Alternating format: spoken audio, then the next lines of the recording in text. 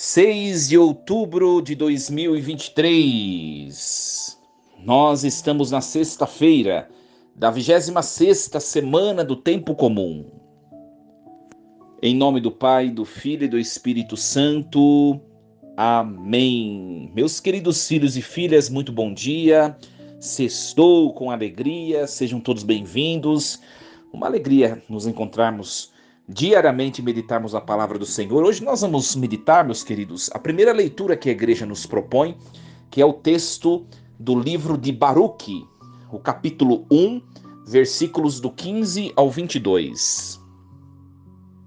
Ao Senhor nosso Deus cabe justiça, enquanto a nós resta-nos corar de vergonha, como acontece no dia de hoje aos homens de Judá e aos habitantes de Jerusalém, aos nossos reis, nossos príncipes e sacerdotes, aos nossos profetas e nossos antepassados, pois pecamos diante do Senhor e lhe desobedecemos, e não ouvimos a voz do Senhor nosso Deus, que nos exortava a viver de acordo com os mandamentos que ele pôs sobre os nossos olhos. Desde o dia em que o Senhor tirou nossos pais do Egito até hoje, temos sido desobedientes ao Senhor nosso Deus. Procedemos inconsideradamente, deixando de ouvir sua voz. Por isso perseguem-nos as calamidades e a maldição, que o Senhor nos lançou por meio de Moisés, seu servo, no dia em que tirou nossos pais do Egito, para nos dar uma terra que mana leite e mel, como de fato é hoje. Mas não escutamos a voz do Senhor nosso Deus, como vem nas palavras dos profetas que ele nos enviou. E entregamo-nos cada qual às inclinações do perverso coração, para servir a outros deuses e praticar o mal aos olhos do Senhor nosso Deus. Palavra do Senhor, graças a Deus. Meus queridos filhos e filhas, nós estamos agora acompanhando o texto de Baruque. É muito importante nós compreendermos em que período o profeta assim profetizou, escreveu. Baruque é um profeta dos judeus da diáspora. Quem são os judeus da diáspora? Preste bem atenção. Meus queridos, quando o povo de Judá vivia lá no território de Judá, quando a Babilônia invade o país de Judá, a Babilônia destrói toda a cidade, inclusive o templo, e a Babilônia, o Império da Babilônia, leva todo o povo em 2 deportações para ser escravo no exílio. O povo que foi levado para a Babilônia ficou muito tempo sendo escravo. Aí, em certo ponto da história, o Império da Babilônia enfraquece e outro império assume a liderança nesse território, que é o Império Persa. Quando a Pérsia assume o território da Babilônia, a Pérsia libera o povo. Podem voltar para casa de vocês, que nós não queremos vocês mais aqui. Aí o povo volta para sua casa. Claro que quando o povo volta para casa, eles encontram tudo destruído como a Babilônia tinha deixado, não é verdade? Neste voltar, tinha muita gente que não quis mais voltar para casa e ficou lá no território persa. Estes são os chamados judeus da diáspora, aqueles que permaneceram no território do Império Persa e não voltaram para casa. Dentre estes, aí estava Baruque. E Baruque ele vai fazer sua profecia para aquele povo que lá permaneceu. Então nós vamos acompanhar hoje, estamos acompanhando esse capítulo 1, que é um memorial do motivo pelo qual o povo tinha sido levado escravo para a Babilônia. Baruque começa da seguinte maneira, como nós acompanhamos: ao Senhor nosso Deus cabe justiça. A gente precisa estudar bastante essa palavra justiça. O que significa justiça? Significa, a gente pensa assim, né? Justiça é dar ao outro o que o outro merece, né? Mas pode ser que o ponto de referência e o ponto que determina, vamos dizer assim, a punição, possa ser um ponto injusto. e aí a justiça não vai ser efetivada, né? Por exemplo, alguém mata alguém. Quanto vale a vida daquele que foi morto? Ah, vale 5 anos de cadeia somente? Então você está fazendo justiça. Não, não tem preço. E se não tem preço, não tem como pagar, né? Então, a justiça verdadeira, ela vai ser penalizada não aqui, né? O que é justiça, minha gente? No fundo, segundo uma visão teológica, justiça é o meio pelo qual Deus, diante ou por meio da sua providência, ele vai dispondo as coisas nos lugares e nos modos de onde elas não deviam ter saído. O que faz o pecado? O pecado ele tira as coisas do lugar. O pecado ele desvia finalidades. O pecado ele causa desordem, ou seja, tira a ordem correta das coisas. Quando Deus cria as coisas, ele pensa ordenadamente. Cada coisa para sua finalidade, cada coisa no seu devido lugar. E o pecado ele vai desorientar, desordenar e bagunçar a ordem da criação. A justiça são os meios que Deus se utiliza por meio da providência para colocar cada coisa no seu lugar e no seu estado original. Para Deus isso é justiça. Só que quando uma coisa está desordenada, fora do lugar, pode olhar na nossa vida, quando uma coisa está desordenada, quando a gente vai ordenar, acontece sofrimento. Acontece sofrimento. E aí o profeta vai dizer o quê? Ao nosso Deus cabe a justiça.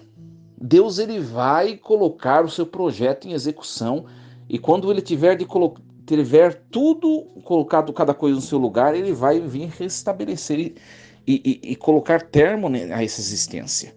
O que é o juízo final que a gente tanto espera? É o dia em que Jesus voltar e concluir, né, a obra de justiça. Cada coisa num lugar de onde não devia ter saído. É esse que é o julgamento, né? Então, Baruque ele vai falar o quê? Deus ele é justo na sua natureza. Quando o homem se desvia e se desordena, tira coisas fora do lugar, para a gente entender um pouquinho, estou usando essa expressão, o homem sofre. E o exílio da Babilônia, na visão de Baruque, o sofrimento da escravidão que o povo padeceu, foi o quê? Foi fruto da desordem que o povo escolheu. Foi fruto da infidelidade do povo e do pecado do povo. O povo foi infiel a Deus.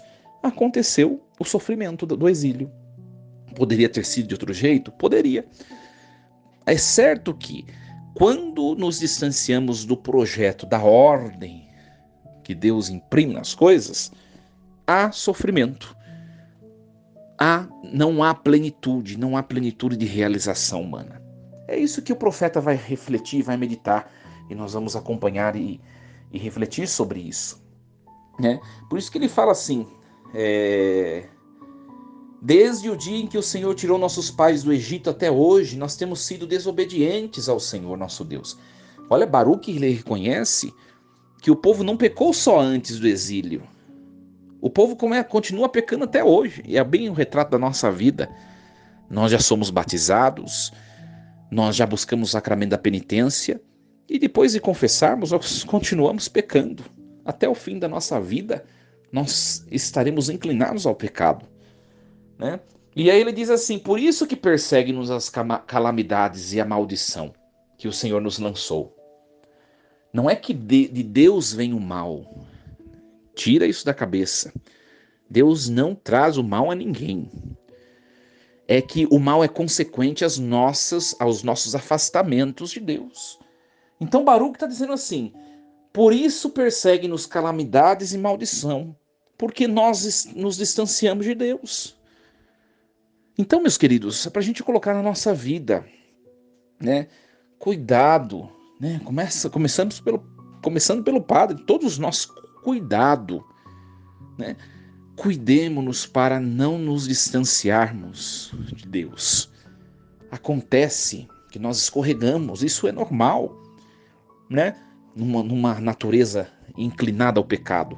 Só que nós precisamos dar o maior esforço possível para nós estarmos debaixo da pertença a Deus e assim não colhermos as maldições e as calamidades, né? na nossa vida, na vida do próximo, na nossa vida familiar.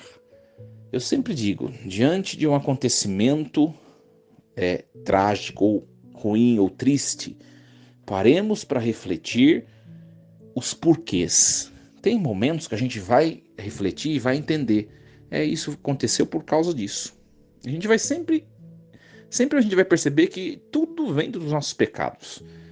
Mas tem coisas que a gente não vai conseguir compreender, que a gente vai compreender só depois da nossa morte. Não tem jeito. Mas uma coisa é certa. Quando nós estamos longe de Deus, é muito mais propenso que nos acometam as maldições, as calamidades. Então preciso estar próximo de Deus para ter uma vida de bênçãos e de realizações somente? Não, isso é a teologia da prosperidade. Nós não cremos na teologia da prosperidade. Mas, de certo modo, minha gente, isso é uma realidade. Pode ver, quando você está bem com você mesmo, quando você está com bons sentimentos, você está em comunhão plena com Deus, está feliz, com seu coração unido ao coração de Deus, não parece que vai acontecendo uma sucessão de coisas boas na vida da gente? Também por outro lado, pensemos um pouquinho, aqueles dias ou aquela fase da nossa vida que a gente não está bem.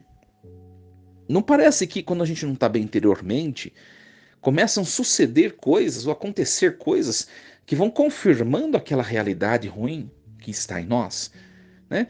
Eu sempre digo, né? Quando a gente acorda com o pé esquerdo, parece que o dia vai acontecendo coisas que não são boas. Portanto, façamos o maior esforço possível para vivermos na presença e na companhia de Deus, cumprindo os mandamentos, né? Nós temos as nossas inclinações, os nossos pecados, as nossas dificuldades. Eu tenho certeza que todos nós temos o que é para nós desafiador na prática dos mandamentos. Mas a gente precisa viver cada vez mais da melhor maneira possível, né? E até o término da nossa vida que nós nos convertamos plenamente, como os santos assim fizeram, né? Mas o nosso hoje, o que eu posso fazer para ser um pouco melhor? Sobretudo naquilo que é desafiador para mim na vivência do Evangelho. É isso que a gente tem que pensar. É isso.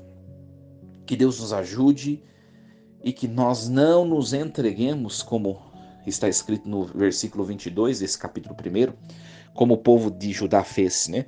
Que nós não nos entreguemos às inclinações do nosso perverso coração, mas que nós reorientemos nossos sentimentos, reorientemos as nossas decisões, né? Nós não somos animais irracionais que vão lá e faz o que está na telha, o que o ímpeto assim sugere. Não, você tem que pensar, você tem que parar, você tem que avaliar.